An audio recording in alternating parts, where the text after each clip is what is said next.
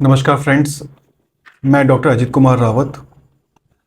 आज के इस वीडियो सेशन में हम पित्त की नली में रुकावट के बारे में कुछ जानेंगे। ये सेशन पित्त की नली में रुकावट जो कि कैंसर के कारण होती है, ट्यूमर के कारण होती है, उसके लिए डेडिकेटेड है। पित्त का नली का कैंसर अमूमन किसी भी उम्र में हो सकता है, बट देखा गया है कि ये 4th या 5th डिकेड में ज़्यादा पाया गया है। पित्त की नली का जब कैंसर होता है तो पित्त की नली में रुकावट आ जाती है। अब रुकावट के कारण जो पित्त का जो बहाव होता है लीवर से निकलकर पित्त की नली के द्वारा छोटी आंत में आना, वो अवरोध हो जाता है। जब ऐसा होता है तो इंसान को धीरे धीरे पीलिया बढ़ने लगता है। जब पीलिया बढ़ता है तो पीलिया के फिर साइड इफ़ेक्ट्स भी होते हैं, यानी इंसान को खुजली बहुत ज़्यादा होगी, उसको भूख नहीं लगेगी, कमजोरी लगने लगेगी, ऐसे इंसान को दर्द होगा, और अगर उसमें इन्फेक्शन भी साथ में हो जाए तो बुखार। तो दर्द, बुखार, खुजली, भूख न लगना, कमजोरी होना, वजन का गिरना, ये सब पित्त के नली के रुकावट के कारण हो सकते हैं। और रुकावट में वन ऑफ द इम्पॉर्टेंट कारण वो पित्त की नली का कैंसर है। अब हमें डायग्नोसिस करना होता है कि क्या वो कैंसर किस लेवल पे है। तो इसके लिए अल्ट्रासाउंड होता है, सीटी स्कैन होता है, एमआरआई, एमआरसीपी होती है, एंडोस्कोपिक अल्ट्रासाउंड होता है, और इसके बाद ये नेक्स्ट लेवल ये भी देखना होता है कि क्या उस कैंसर की सर्जरी हो सकती है या नहीं उसके लिए, या फिर कैंसर कहीं शरीर के दूसरे हिस्से में फैला है या नहीं, उसके लिए पेट सीटी स्कैन होता है। तो दोस्तों, कारण कोई भी हो, CT scan, ultrasound, endoscopic ultrasound या पेट सीटी स्कैन, जब इससे ये सुनिश्चित हो जाए कि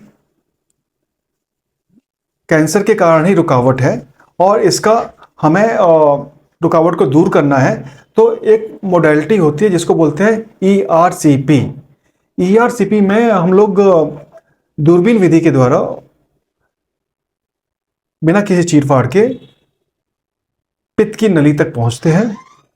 वहां पर जाकर उस कैंसर में एक स्टील का तार होता है, इसको गाइड वायर बोलते हैं, वो डालते हैं और रास्ता बनाते हैं ताकि उस पित्त की नली के अवरोध को दूर किया जा सके। That is ERCP, guided biliary stenting.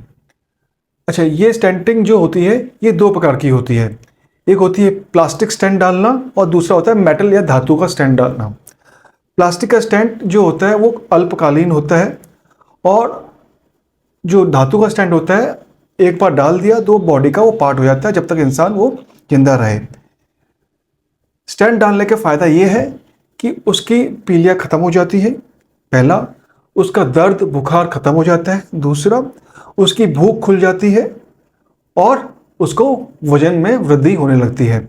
तो इसको बोलते हैं ERCP, गाइडेड बिलियरी स्टेंटिंग। तो जिस किसी इंसान को पित्त की नली में अवरोध के कारण, जिसका कारण कैंसर है, जॉन्डिस हुआ है, तो उसके लिए ERCP एक बहुत ही बेस्ट एडवांस टेक्नोलॉजी है जिससे कि हम इस अवरोध को दूर कर सकते हैं।